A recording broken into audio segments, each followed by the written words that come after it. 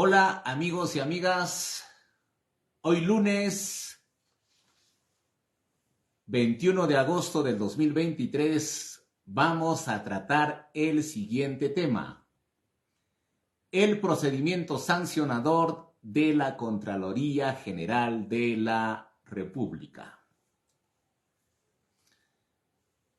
Anteriormente, las entidades públicas de los diferentes niveles de gobierno tenían potestades sancionadoras desde hace muchos años. El procedimiento se daba de acuerdo a lo establecido por el Decreto Legislativo 276, que es la Ley de Bases de la Carrera Administrativa y de Remuneraciones del Sector Público, concordante con su reglamento, el Decreto Supremo 0590 PCM. El procedimiento se daba de dos formas. Había una comisión permanente que estaba destinada a investigar una infracción administrativa de parte de los servidores. Esta era la Comisión Permanente de Procedimientos Administrativos Disciplinarios. Y si algún gerente, subgerente, había cometido una falta disciplinaria, el encargado de llevar adelante el procedimiento administrativo disciplinario era la Comisión Especial de Procedimientos Administrativos Disciplinarios. Con el tiempo todo ha cambiado debido a que, según los análisis que han realizado, muchas faltas graves quedaban en el olvido, no eran materia de sanción y crecía la impunidad. La Contraloría General de la República emitía informes de control recomendando sanciones disciplinarias, responsabilidades administrativas, civiles y penales, y al final estas eran archivadas. De modo que se ha decidido que exista el procedimiento sancionador a través de la Contraloría General de la República. Es decir, se le otorga esta facultad a la Contraloría General de la República. ¿Y cuándo nace el procedimiento sancionador de parte de la Contraloría General de la República? Nace a partir de la Ley 29.622, que ha sido publicada en el Diario Oficial El Peruano el 7 de diciembre del año 2010. Esta ley se reglamenta y a partir del 7 de abril del año 2011, la Contraloría General de la República tiene competencia para sancionar. Y sanciona con relación a las recomendaciones que se dan en los informes de control de parte del Sistema Nacional de Control. ¿Quiénes forman parte del Sistema Nacional de Control? Tenemos a la Contraloría General de la República, a los órganos de control institucional de las diferentes entidades públicas. Y lógicamente también forma parte del Sistema Nacional de Control las evaluaciones que se hace externamente a través de las sociedades de auditoría. Lógicamente que estas sociedades auditoras son consecuencia de un proceso de selección de parte de la Contraloría General de la República. ¿Y desde cuándo hasta cuándo estaba vigente la potestad sancionadora de la Contraloría General de la República? Estuvo vigente desde el 7 de abril del año 2011 hasta el 26 de abril del año 2019, es decir, 8 años y cerca de un mes.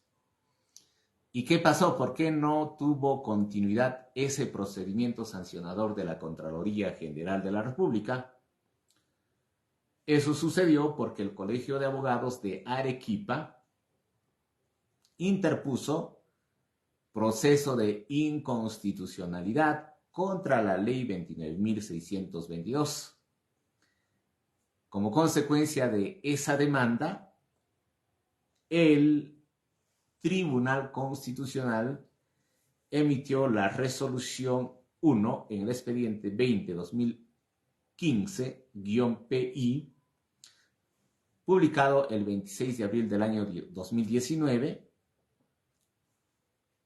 fallando que la ley 29.622 es inconstitucional. Y la consecuencia ha sido pues que los procedimientos sancionadores que estaban en curso tuvieron que quedar sin efecto. Muchos procesados por la Contraloría se salvaron, ¿no? Ya no hubo continuidad, y si no existe una norma vigente, no se puede seguir un procedimiento administrativo disciplinario en base a una norma que ha sido declarada inconstitucional. Y cuando se declara inconstitucional significa que ya no forma parte del sistema jurídico. Luego de eso se decidió presentar un proyecto de ley que finalmente fue aprobado por el Congreso de la República. Es así que se ha publicado la ley 31.288.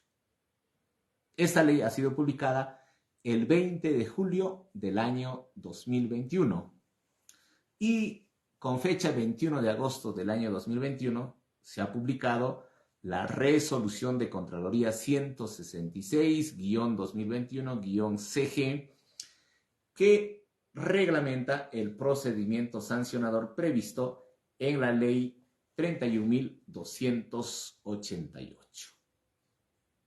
Es decir, a partir del 22 de agosto del año 2021, la Contraloría General de la República recobra su potestad disciplinaria y sancionadora.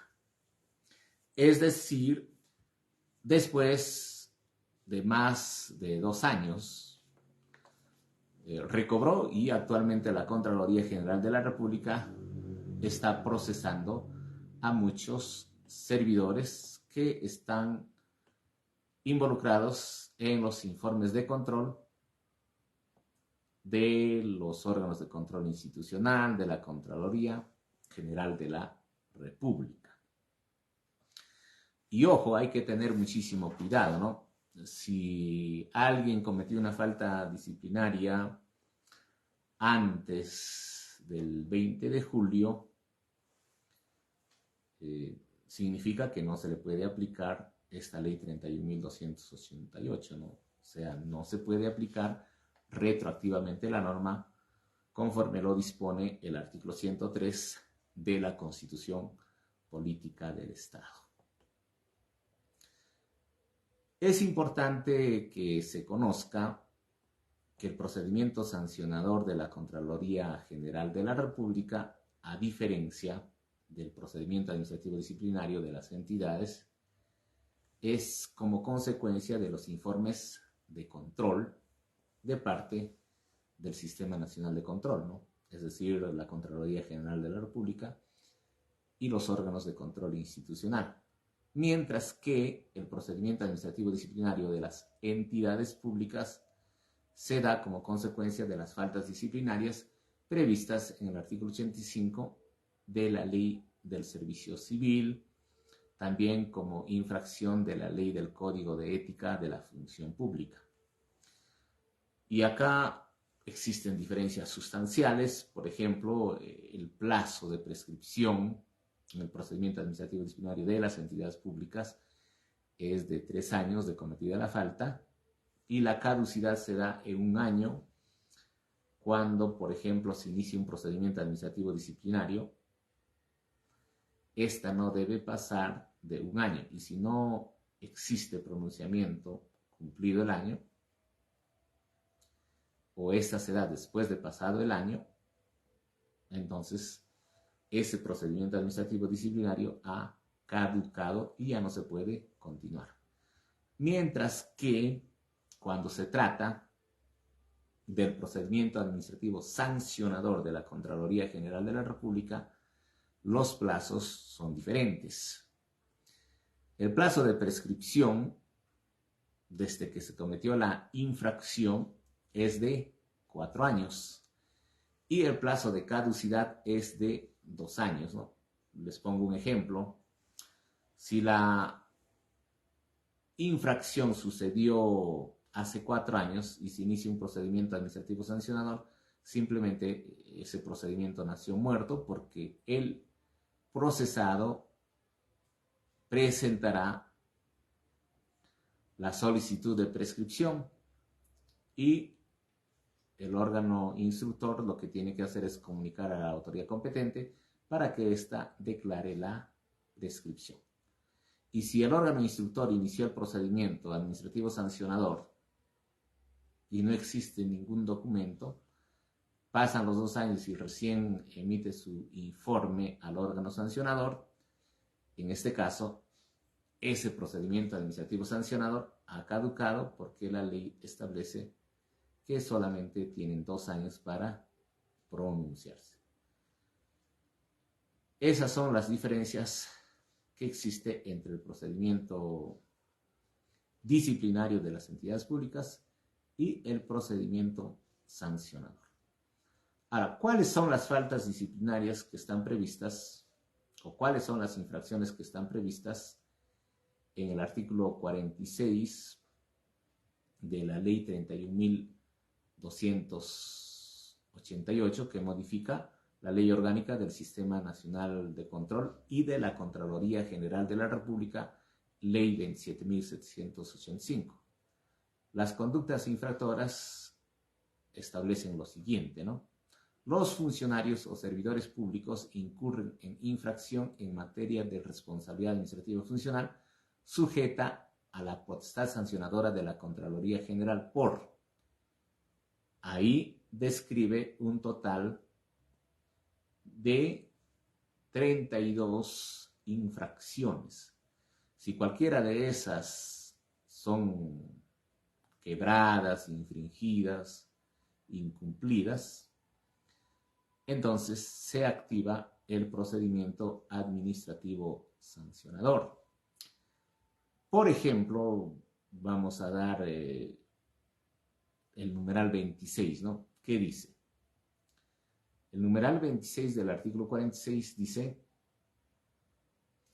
los funcionarios o servidores públicos incurren en infracción en materia de responsabilidad administrativa funcional sujeta a la potestad sancionadora de la Contraloría General por. Les decía el numeral 26, ¿no? El incumplimiento funcional que dé lugar a que se extraiga o deprede especies de flora o fauna en épocas, cantidades, talla y zona que son prohibidas o vedadas, o que se utilicen métodos prohibidos o declarados ilícitos o facilitando o alterando irregularmente el respectivo permiso. Esta infracción es considerada como muy grave. Fíjense, eso puede darse, por ejemplo, de parte de los servidores, de los funcionarios, de las instituciones públicas que están encargadas de velar por la conservación de la flora, de la fauna, ¿no? Resulta que ellos no cumplen, por ejemplo, con impedir la pesca de peces que están en época de veda, ¿no? Eso se descubre, eso es considerado como muy grave, ¿no? Otra falta es, por ejemplo, contravenir el mandato legal que prohíbe la doble percepción de ingresos en el sector público, dando lugar a la generación de perjuicio económico para el Estado o grave afectación al servicio público. Esta infracción es considerada como muy grave. Ejemplo, Hay un servidor público que pertenece a una municipalidad. Él percibe puntualmente sus remuneraciones por el trabajo que desempeña, 8 horas diarias. Pero él tiene conocimientos especializados en contrataciones del Estado y acepta suscribir un contrato con el gobierno regional. El gobierno regional le paga, él lleva adelante un proceso de selección porque conoce el tema de contrataciones y le van a pagar los honorarios por haber asesorado ese procedimiento de contrataciones. En este caso, se obtiene esa información de que ese servidor cobró en la municipalidad por los servicios puntuales que realiza como personal estable y también cobró por el asesoramiento al gobierno regional en un procedimiento de selección con la ley de contrataciones del Estado. En este caso, cometió infracción del numeral 22 del artículo 46 de la ley 31.288, que prohíbe la doble percepción.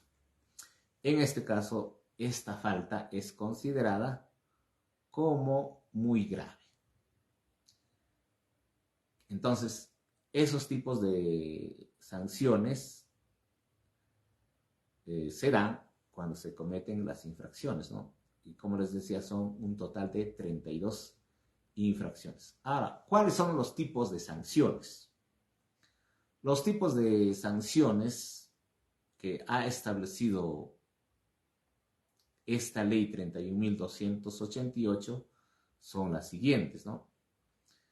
Cuando se trata de infracciones graves, la sanción es la inhabilitación para el ejercicio de la función pública, no menor de 60 días calendarios ni mayor a un año. Es decir, mínimo 60 días de inhabilitación y máximo un año. Eso es en las infracciones graves. Cuando se trata de las infracciones muy graves, en este caso la sanción es de inhabilitación para el ejercicio de la función pública, no menor a un año hasta 5 años. Eso ya dependerá de la graduación que realice el órgano sancionador, ¿no? Dirán, pues acá es la primera vez, no existe reincidencia, ha sido por desconocimiento, etc. Le impondrán pues, un año, ¿no? Pero si consideran que ha existido toda una premeditación, toda una preparación, y los que cometen la infracción son expertos, conocen muy bien el tema, están tantos años en la administración pública y cometen esta infracción muy grave, el órgano sancionador puede imponer hasta 5 años de inhabilitación.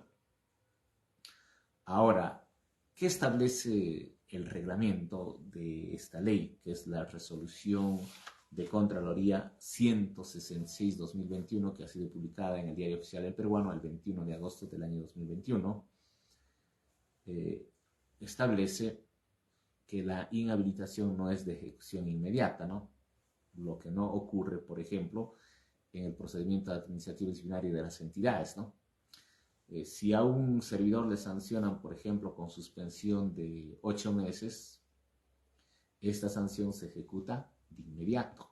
Así exista interposición de recurso de apelación o de reconsideración.